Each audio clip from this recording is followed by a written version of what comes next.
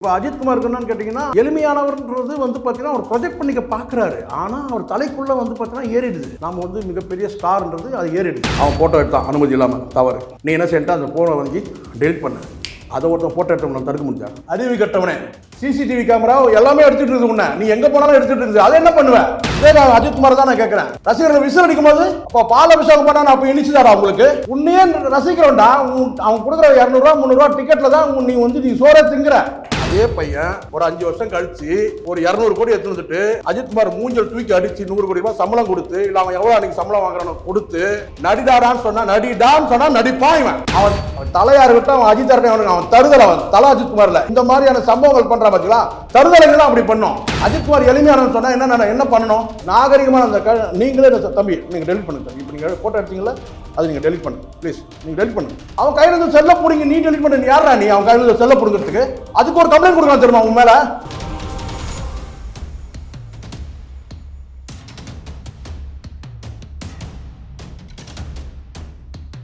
லகரம் நேயர்களுக்கு வணக்கம். இன்றைக்கு நம்மோடு இணைந்திருப்பவர் பத்திரிகையாளர் திரு சேகுவேரா ஜெய்சங்கர் அவர்கள். சார் வணக்கம். வணக்கம். இன்னைக்கு சினிமா பிரபலங்கள் இன்னைக்கு ஒரு சிலர் வெளியில் வராங்க சார். வெளியில் வரும்போது ரசிகர்கள் ஓடி அவங்களோட புகைப்படம் எடுக்கிறதுக்காக ஓடுறாங்க. அவங்க அதை தட்டி விடக்கூடிய காட்சிகள், சிலர் ரசிகர்களிடம் ஒரு அத்துமீறி அவங்கள ஒரு மனசுக்கு கஷ்டப்படுத்தக்கூடிய ஒரு நிகழ்வுகளும் நடக்குது.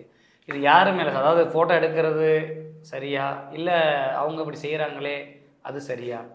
எதை தான் சார், யாரை சார் நம்ம குற்றம் சொல்கிறது? ஒரு 40 ஆண்டுகளுக்கு முன்னாடி அப்போது இந்த மாதிரியான மீடியாக்கள் அதெல்லாம் எதுவுமே இல்லை. என்ன சொல்லப்போனால் அந்த கலர் ஃபோட்டோவே கிடையாது, பிளாக் அண்ட் ஒயிட் காலம். அதுவும் பிளாக் அண்ட் ஒயிட் காலத்தில் ஸ்டுடியோவே பார்த்திங்கன்னா ஊருக்கு ஒரு ஸ்டுடியோ கூட இருக்காது. நகர்ப்புறத்துக்கு வரணும்.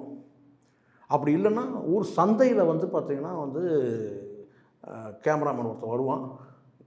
கிராமப்புற சந்தையில் அவன் ஃபோட்டோ எடுத்து அவங்ககிட்ட ஒரு 4 நாள் கழிச்சு போடணும், அந்த ஃபோட்டோ கொடுப்பான். இதுதான் நீங்கள் சில படங்களை கூட பார்த்துருப்பீங்க. இப்படி தான் இருந்தது. அப்போது பள்ளி மாணவர்களாக இருக்கட்டும் அல்லது சாதாரண மக்கள் கூட ஒரு நடிகருடைய படமோ அல்லது அரசியல் கட்சி தலைவருடைய படமோ அல்லது ஆட்சியாளருடைய படமோ இவங்க ஒரு போஸ்ட் கார்டில் எழுதி அனுப்பிச்சாங்கன்னா அவங்க கையொப்பமிட்டு அந்த ஃபோட்டோ தபாலில் சேரும். இது நடைமுறையில் இருந்திருக்கு. இது மாதிரி பள்ளி மாணவர்கள் நாங்கள் ஸ்கூல் படிக்கும் போது நான் கிட்டத்தட்ட நான் சொல்கிறது 40 அப்போதுலேருந்தே சினிமா கலைஞர்களோட புகைப்படம் எடுக்கிற ஆசை இருக்கு. இப்படி தான் முறை, இப்படி தான் வாங்குவாங்க. ஆனால் இணைந்து ஃபோட்டோ எடுத்துக்க முடியாது. பிற்பாடு என்ன ஆச்சுன்னு கேட்டிங்கன்னா சினிமா நடிகர்கள் ஒரு கட் அவுட்லேயோ இல்லை பெயிண்டில் வரைஞ்சிருந்தாங்கன்னா அவங்க பக்கத்தில் நின்று எடுக்கிற மாதிரி ஒரு காலம் ஒன்று இருந்தது. அதுக்கு பிறகு நான் சொல்கிறேன் இல்லை, அந்த மெரினா கடற்கரைகளில் வச்சுருப்பாங்க. அது இப்போ பார்த்தீங்கன்னா இப்போ தானே உங்களுக்கு இந்த டிஜிட்டல் பேனர்லாம் ஒட்டுற மாதிரி இருக்குது. அப்போ கேட்டால் வரையிடும், ப்ளைவுட்டில் வரைஞ்சி அதை வச்சுட்டு அது பக்கத்தில் நின்று எடுக்கிற மாதிரி ஒரு காலம் இருந்தது. அந்த அளவுக்கு நேரில் பார்க்க முடியாதுன்றது அப்படி ஒரு காலம் இருந்தது. காலப்போக்கில் நவீனம் மயம் ஆகும்போது இந்த மாதிரி ஷூட்டிங் ஸ்பாட்டில் வந்தாங்கன்னா அப்போ அவங்க ரொம்ப ப்ரைவசி அவங்களுக்கு தேவைப்படும். அப்போ என்னென்னா ரொம்ப கெஞ்சி கூத்தாடி ரொம்ப கேட்டு டைரக்டர்கள் ஒப்புதல் கொடுத்தால் அங்கே போய் பக்கத்தில் நின்று ஃபோட்டோ எடுக்க முடியும். இவ்வளோ தான். ஷூட்டிங் போகிற அந்த இடத்துல கூட பார்த்திங்கன்னா நடிகர்களை இன்றைக்கி இருக்கிற மாதிரி கேரவன் கிடையாது. ஒரு வீடு இருக்கும், அந்த வீட்டில் தான் தங்க வைப்பாங்க. ஒரு கிராமத்தில் ஷூட்டிங்னா ஒரு வீடு எடுத்துப்பாங்க, அந்த வீட்டில் தங்க வைப்பாங்க. அப்படி தானே தவிர இந்த மாதிரி கேரவன் சிஸ்டம்லாம் அப்போ கிடையாது. ஸோ இது மாதிரி ஒரு காலகட்டத்தில் இருக்கும்போது பார்த்தீங்கன்னா இன்றைக்கி செல்ஃபோன் கலாச்சாரங்கள் வந்த பிறகு எளிதாக ஃபோட்டோ எடுத்துக்க முடியுன்ற. முன்னாடி கேமராக்கள் இருக்கும்போது பார்த்திங்கன்னா ஒரு ஃபங்க்ஷனுக்கு போனோம்னா கூட பார்த்திங்கன்னா நம்ம கேமராமேனோட போயிடணும். அவங்களோட ஃபோட்டோ எடுக்கிறதா இருந்தால் ஒரு பிறந்த நாள் வார்த்தை சொல்லணும் போனால் நம்ம கையோட கேமரா கொண்டு போகணும். கேமரா இருந்தால் மட்டுமே ஃபோட்டோ எடுக்க முடியுன்ற ஒரு காலகட்டமும் இருந்தது. அதுக்கு பிறகு இப்போ செல்ஃபோன் இருக்கும்போதுன்னு கேட்டிங்கனாக்கா நாமளே இப்போ எல்லா கையிலும் கேமரா இருக்குது, சரிங்களா? அதனால் வரும்போது அந்த ஃபோட்டோ எடுக்கிற பழக்கம் இது அனுமதி இல்லாமல் இந்த ஃபோட்டோ எடுக்கலாமான்னு நீங்கள் ஒரு கேள்வி கேட்பீங்க. கண்டிப்பாக எல்லாருமே கேட்பீங்க. சார், சிவகுமார் சார் இதுக்கு முன்னாடி ஒரு ரசிகர் ஃபோட்டோ எடுக்கும்போது அதை தட்டி விட்டார். அதுக்கப்புறம் அவரே புது ஃபோன் வாங்கி கொடுத்ததெல்லாம் சொன்னாங்க. மீண்டும் அதே மாதிரி ஒரு தவறை செஞ்சார் அவர். ரசிகர்கள் அப்போ அவர் செஞ்சது சரியா சார்? அது இல்லை, அதுதான் சார் நான் என்ன சொல்கிறேன்னா இப்போது ஃபோட்டோ அனுமதி இல்லாமல் ஃபோட்டோ எடுக்கிறதுன்றது நிச்சயமாக தவறு. அதில் நான் சரியாக இருக்கிறேன். நான் நம்ம நியாயமாக பேசணுமோ அனுமதி இல்லாமல் ஃபோட்டோ எடுக்கக்கூடாது தான், உண்மை தான். ஆனால் இங்கே பார்த்தீங்கன்னா யாரோட இவங்க எடுக்கிறாங்க, பிரபலமானவர்கள்கிட்ட மட்டும்தான் இதை செய்கிறாங்க. அந்த நாகரிகம் மக்களுக்கு தெரியும். சாதாரண இருக்கிறவங்கள வந்து பார்த்திங்கன்னா ரோட்டில் போகிறவங்கலாம் வந்து ஃபோட்டோ எடுத்துக்க முடியாது. நம்மளோட பரிச்சயமானவர்கள், அறிமுகமானவர்கள், உறவினர்கள் அல்லது பிரபலங்கள், இவங்ககிட்ட மட்டும்தான் அந்த செல்ஃபோனில் வந்து பார்த்திங்கன்னா செல்ஃபி எடுக்கிற அந்த மாதிரியான ஒரு நாகரிகம் வந்து இன்றைக்கி வந்துட்டுருக்கு. ஆனால் அது சரியாக யாராக இருந்தாலும் வந்து பிரபலமானவர்களோட ஓடி போய் நீங்கள் ஃபோட்டோ எடுத்துடலாமான்னு சொன்னால் அது நிச்சயமாக தவறு. எடுக்கக்கூடாது, அனுமதியோடு தான் எடுக்கணும். ஆனால் இந்த இடத்துல என்ன ஆகுதுன்னு கேட்டிங்கன்னா, ஒரு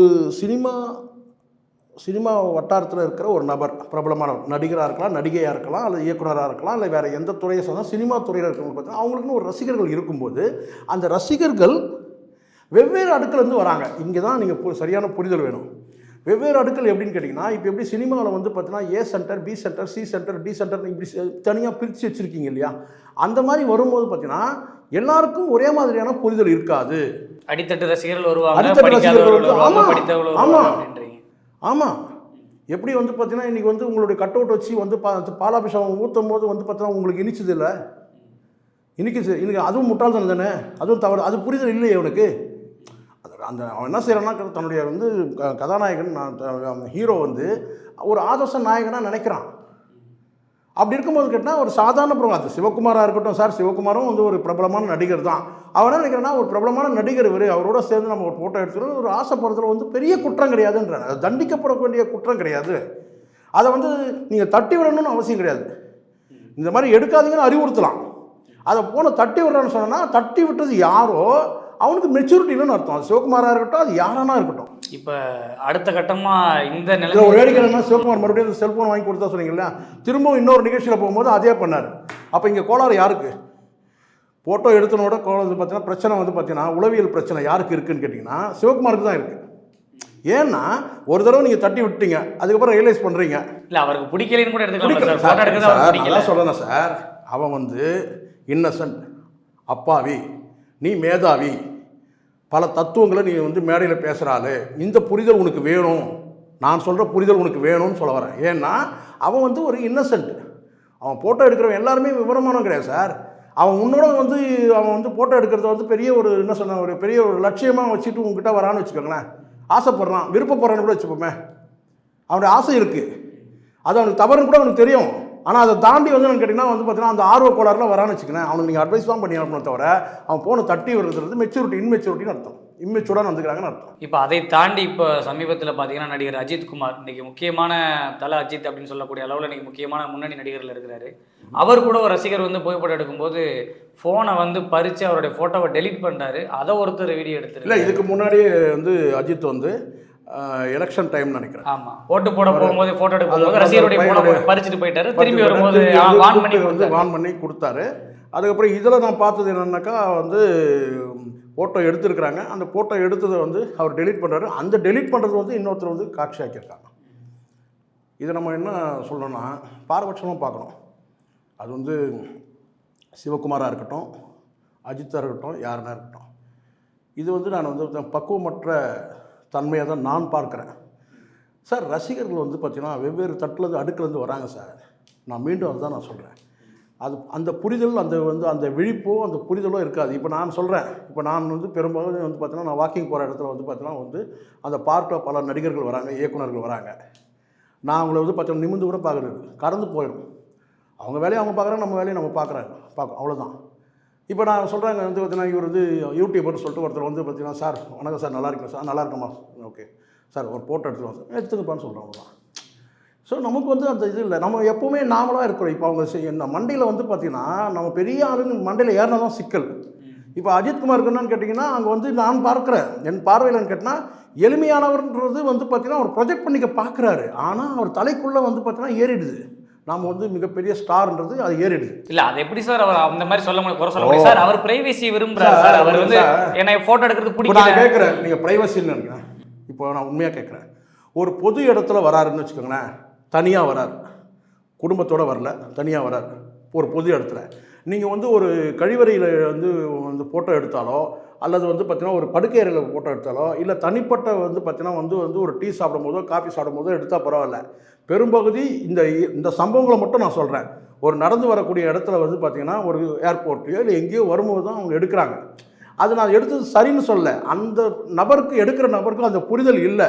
அந்த புரிதல் இல்லைன்னா நீங்கள் என்ன பண்ணணும்னு கேட்டிங்கன்னா, நீங்கள் அங்கே அறிவுறுத்தலாமே தவிர, அட்வைஸ் பண்ணலாமே தவிர, அதை தாண்டி வந்து பார்த்தீங்கன்னா உங்களை அனுமதி இல்லாத எடுத்து தான் நீங்கள் நினச்சிங்கன்னா நீங்கள் சைபர் கிரைமில் நீங்கள் புகார் தரணும். தட்டி விடுறதுக்கோ இந்த செல்ஃபோனை பிடுங்கிறதுக்கோ உங்களுக்கு வந்து பார்த்தீங்கன்னா உங்களுக்கு அதிகாரமே கிடையாது. அதை முதல்ல அந்த புரிதல் முதல்ல வேணும். அவன் அஜித்குமாராக இருக்கட்டும் எவனாக இருக்கட்டும் சார், சார் இப்போ பாருங்க, நான் சொல்கிறது நல்லா புரிதல் வேணும். அவன் எடுத்தது அனுமதி இல்லாமல் வந்து உங்களை ஃபோட்டோ எடுத்தான்னு உங்களுக்கு மனசுக்கு படுதுன்னு சொன்னால், அவன் செல்ஃபோனை வாங்கி நீங்கள் அவங்க கிட்ட இருந்து கையிலேருந்து பிடுங்கிறதே முதல் தப்பு. இது தப்புனா அதுவும் தப்பு. நீங்கள் என்ன செய்யணும்னு கேட்டால் சம்மந்தப்பட்ட காவல்துறையில் கொடுத்து நீங்கள் புகார் தெரிவிக்கணும். புகார் தெரிவித்து நீங்கள் வந்து பார்த்தீங்கன்னா அதை டெலிட் பண்ணலாம். என்னுடைய அனுமதி இல்லாமல் என்னுடைய ஃபோட்டோவை எடுத்துருக்கிறாருன்னு சொல்லலாம். ஆனால் அந்த செல்லை பிடுங்கிறதுக்கு உங்களுக்கு தகுதி இல்லை. இங்கே வண்டி லைசன்ஸ் இல்லைனால வந்து பார்த்தீங்கன்னா போலீஸ்கார சாவி எடுக்கிறது தப்புன்னு பேசிகிட்டு இருக்கிறோம். இவங்களுக்கு யார் அதிகாரம் கொடுத்தது? சிவகுமார் ஆகட்டும், அஜித் இருக்கட்டும். செல்போனை பிடுங்கிறதுக்கோ அதில் டெலிட் பண்ணுறதுக்கோ உங்களுக்கு அவன் அதை நீ ஆப்ரேட் பண்ணதே முதல் தவறுன்னு நான் சொல்கிறேன்.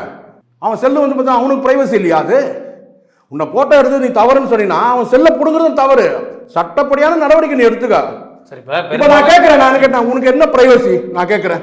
பெரும்பாலும் அஜித்குமார் எந்த நிகழ்ச்சிக்கு வர மாட்டாரு, எந்த இதுக்கும் போக மாட்டாரு. நல்லா கரெக்டாக நான் பேசுகிறேன், மனசாட்சியோட பேசுகிறேன்.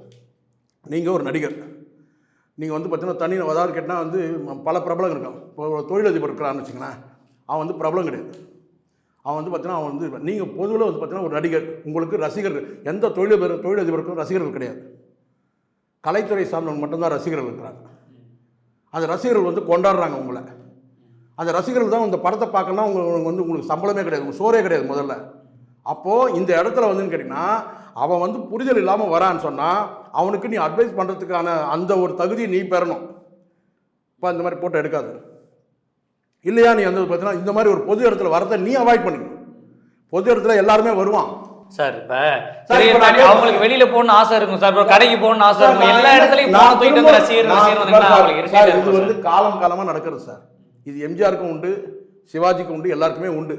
பொது இடத்துல வந்து பார்த்தா அதுவும் இன்னைக்கு உள்ள காலம் வந்து பார்த்தீங்கன்னா இருங்க நான் சொல்ல கேளுங்க. இன்னைக்கு வந்து கையில் வந்து ஃபோட்டோ இருக்கு, ஃபோன் இருக்குது, எல்லார் கையிலும் கேமரா இருக்குது. இப்போ நான் கேட்குறேன், ரொம்ப அறிவாளி இந்த புரிதல் வேணும் முதல்ல. நீ என்ன பண்ண, அவன் ஃபோட்டோ எடுத்தான் அனுமதி இல்லாமல், தவறு. நீ என்ன செஞ்சிட்டா அந்த ஃபோனை வாங்கி டெலிட் பண்ண. அதை ஒருத்தன் ஃபோட்டோ எடுத்தவங்க தடுக்க முடிஞ்சா சொல்லு? அது தடுக்க முடியுதா? இப்போ நான் கேட்குறேன், அங்கே வந்து பார்த்தீங்கன்னா எல்லா இடத்துலையும் நீ போகிற இடத்துல சிசிடிவி கேமரா வச்சுருக்கான், எல்லா இடத்துல உன்னை போட்டோ எடுக்கான். அப்புறம் எங்கடா உனக்கு ப்ரைவசி இருக்குது? நான் கேட்குறேன் சார். இப்போ என் அனுமதி கேட்டால் நான் போகிற இடத்துல பொது இடமா இருக்குது, பொது இடத்துலாம் சிசிடிவி கேமரா வச்சிருக்கான், என்ன போட்டோ எடுக்கிறான். அஜித் இங்கே வர்றாரு போறாருன்னு எடுத்துட்டு சார், அஜித் மட்டும் சார், உங்களுக்கும் சரி எனக்கும் சரி எல்லா இடத்துலையும் வந்து பார்த்தீங்கன்னா சிசிடிவி கேமரா வச்சிருக்காரா இல்லையா? சிக்னல் கூட வச்சிருக்கான். எல்லா இடத்துலையும் கிளைம் பண்ண முடியுமான்னு கேட்குறேன் நான். தொல்லை பண்ற ரசிகரை தானே வருது. ரசிகரை ஒரு உரிமையில கூட சொல்லியிருக்காங்க. புரிஞ்சுங்க, ரெண்டு வகையாக இருக்குது. உங்களோட இணைச்சி எடுக்கிறதுன்னு ஒன்று இருக்குது, நீங்கள் வரும்போது உங்களை ஃபோட்டோ எடுக்கிறதுன்னு இருக்குது. நேராக வந்த செல்லை பிடுங்கின, டெலிட் பண்ண, அறிவு கட்டவனே, சிசிடிவி கேமரா எல்லாமே எடுத்துகிட்டு இருக்குது உன்னை, நீ எங்கே போனாலும் எடுத்துகிட்டு இருக்குது. அதை என்ன பண்ணுவேன்? நான் கேட்கறது பதில் சொல்லுங்க. ரெண்டு இருக்குது சக்தி. ஒருத்தர் வரும்போது சேர்த்து ஃபோட்டோ எடுக்கிறான்னு வச்சுக்கலாம், உங்களை அனுமதி இல்லாமல் உங்கள் பக்கத்தில் நின்று எடுக்கிறான்னு சொன்னால் அதை நீ வந்து வாங்கி நீ டெலிட் பண்ணுற. நீ தூரமாக வந்துட்டு இருக்கிற, உன்னை அவன் சேவில் வந்து ஃபோட்டோ எடுக்கிறான், அந்த ஃபோட்டோ எடுக்கிறது வந்து செல்லை வாங்கி நீ டெலிட் பண்ணுறல்ல, முட்டாள். நீ போகிற இடத்துல எல்லாமே சிசிடிவி கேமரா இருக்குல்ல, அதை என்ன பண்ணுவேன்? இங்கே என்ன ப்ரைவசி இருக்குங்க? எங்கெல்லாம் சிசிடிவி கேமரானா பாதுகாப்புக்காக வைக்கிறாங்கன்றது எந்த மாற்றம் கிடையாது. ஆனால் அங்கே ப்ரைவசி போகுதா இல்லையா? நீ இப்படி பண்ணாலும் வந்து அங்கே ஃபோட்டோ பதிவாகும், நீ இப்படி பண்ணாலும் பதிவாகும் இல்லையா? புரிதல் வேணும் முதல்ல. இது வந்து அற்பத்தனமானது, இன்மெச்சூரிட்டி. நான் சொல்றேன் பாருங்க, மெச்சூரிட்டி இல்லாம பக்குவமற்ற தன்மை தான் நான் சொல்லுவேன். இதை அதுக்காக நான் வந்து நடிகர் நடிகைகள் எங்கேயுமே போக கூடாது. உங்களை பெட்ரூம்ல எடுத்தால் தப்பு, நீங்க உங்களோட பிரைவசிக்கு ஒரு சில இடங்கள் இருக்காங்க தப்பு. நீங்க பொது இடத்துல நீங்க வரும்போது இது போன்ற விஷயங்கள் வந்து நீங்க நடிகர்கள்ன்ற முறையில நடக்கும். அப்ப பாலாபிஷேகம் பண்ணா அப்ப இனிச்சுதாரா உங்களுக்கு? இதே நான் அஜித்குமார் தான் நான் கேட்கிறேன். ரசிகர்களை விசில் அடிக்கும் போது அப்ப இனிச்சுதா உங்களுக்கு? நீ ஏதோ உன்னை எளிமையானவன் நீ காட்டிக்கிற. உன்னை அஜித்குமார் எளிமையானவன் சொன்னா என்ன பண்ணணும்? தம்பி இந்த மாதிரி நீங்க பண்ணாதீங்க, நீங்க டெலிட் பண்ணுங்க. நாகரிகமான அந்த நீங்களே தம்பி நீங்க டெலிட் பண்ணுங்க தம்பி. இப்போ நீங்க போட்டோ எடுத்தீங்களா, அதை நீங்க டெலிட் பண்ணுங்க ப்ளீஸ். நீங்க டெலிட் பண்ணுங்க, நீங்க ப்ளீஸ் கூட சொல்ல வேணாம், நீங்க டெலிட் பண்ணுப்பா. அவன் கையில இருந்து செல்ல பிடிங்க, நீ டெலிட் பண்ண, நீ யாரா நீ அவன் கையில இருந்து செல்ல பிடுங்கிறதுக்கு? அதுக்கு ஒரு கம்ப்ளைண்ட் கொடுக்கலாம் தெரியுமா உன் மேல?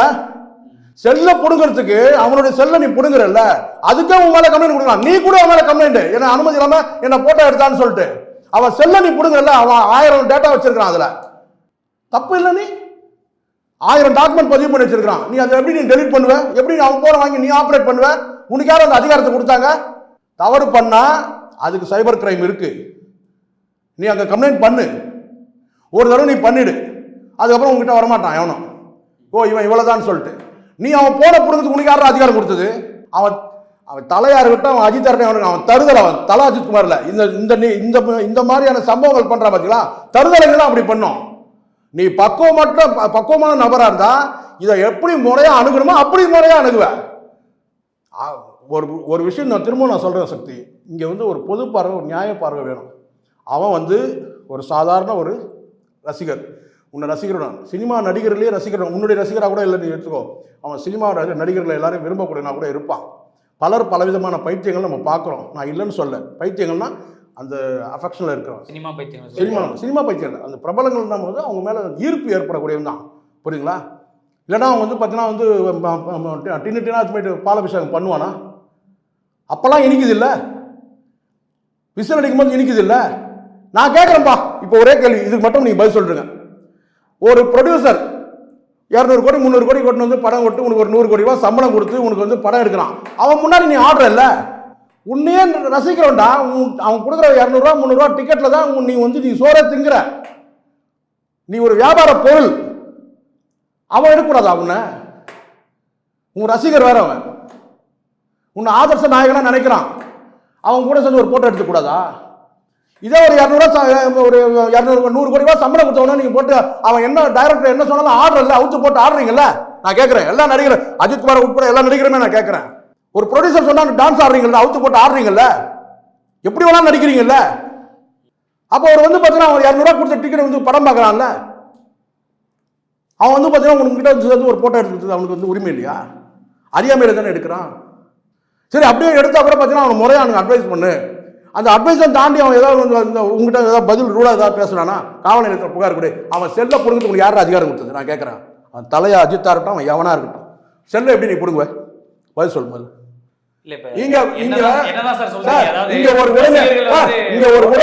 உங்களுடைய உடமைய பாருங்க, உங்க உடமைய நீங்க பாத்தீங்கன்னா பதில் இங்க நான் அடிச்சா நீங்க அடிக்கூடாது சார், நீங்க அடிச்சா நான் அடிக்கூடாது சார்.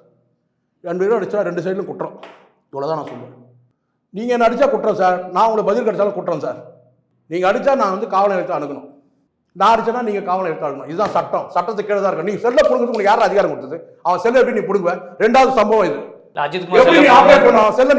அவன் நினைச்சானா அவனை கம்ப்ளைண்ட் கொடுத்தா உன்னை தூக்கி உள்ள வைக்கலாம். அஜித்குமார் அவன் எவனா இருந்தாலும் சரி. அஜித்குமார் பண்ண தப்பு, அவன் செய்தது தப்புன்னு சொன்னா நீ செஞ்சா தப்பு. நீ செல்ல எப்படி புடுங்குவேன்னு கேட்கிறேன் நான். பதில் சொல்லுங்க. அது யாரு சிவகுமார் செஞ்சதும் தப்பு தான். எல்லாத்துக்கும் இங்க ஒரு வழிமுறை இருக்கு, எல்லாரும் சட்டத்துக்கு கீழே தான் நடந்து போகணும். அவன் அறியாமையில் இருக்கிறான்னா அதுக்கான வழி நீங்க அதுக்கான அறிவுரை சொல்லு, அட்வைஸ் சொல்லு, இல்ல புகார் கொடு. இப்படிதான் நீ போனவ தவிர அவன் செல்ல புடுங்கிறதுக்கு உனக்கு அதிகாரம் கிடையாதுன்ற. நான் யாரும் தரக்குறவா நான் பேசல. இதே 200 கோடி 100 கோடி சம்பளம் கொடுத்தோன்னு அவுத்து போட்டு ஆடுறீங்கல்ல. நான் கரெக்டா பேசணும் தப்பா பேசணும்? நீங்க பேசுறது அதே பையன் ஒரு 5 வருஷம் கழிச்சு ஒரு 200 கோடி எடுத்து வந்துட்டு அஜித்குமார் மூஞ்சல் தூக்கி அடிச்சு 100 கோடி ரூபாய் சம்பளம் கொடுத்து, இல்ல அவன் எவ்வளவு அன்னைக்கு சம்பளம் வாங்குறான்னு கொடுத்து நடிடாடான்னு சொன்னா நடிடான்னு சொன்னா நடிப்பான் இவன். அப்போ அவன் கையில இருந்த அந்த கேமரா, அந்த முக்கால்னா கேமரா தான் உனக்கு கஷ்டம். அதானே உனக்கு போற உனக்கு. நீ வேற துறையில சார்ந்தவன் நீ சொல்லு. நீ நடிக்கிறதே உன் துறையே பார்த்தீங்கன்னா கேமரா முன்னாடி நடிக்கிறது தான்.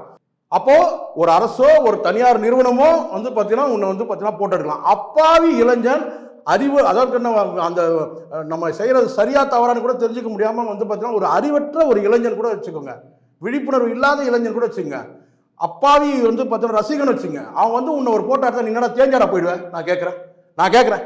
நீ வர பொது எடுத்து தான் நீ வர, உன் பாத்ரூம்ல உன் கழிவறையிலே எடுக்கல, அப்போ உன்னை போட்டோ எடுத்தா நீ குறைஞ்சிருவியா? நீ தப்பு சக்தி. நியாயப்பார்வையில பாருங்க, அவன் ஒரு இன்னசென்ட்.